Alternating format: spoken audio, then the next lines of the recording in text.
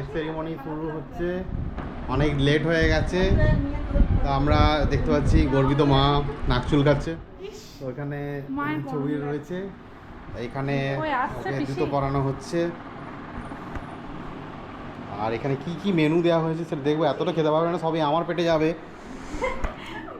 এখানে আলু ভাজা, পটল ভাজা, বেগুন ভাজা, এটা কুমড়ো ভাজা, শাক ভাজা, তারপরে এদিকে হচ্ছে মাছ ভাজা,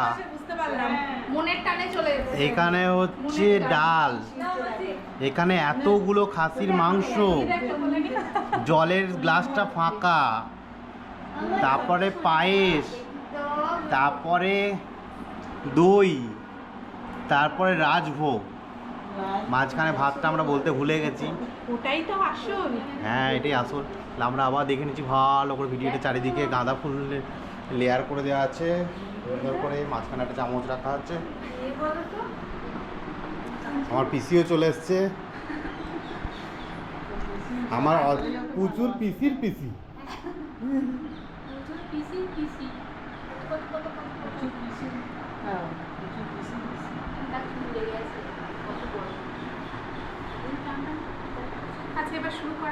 হ্যাঁ, এবার শুরু করা যাক।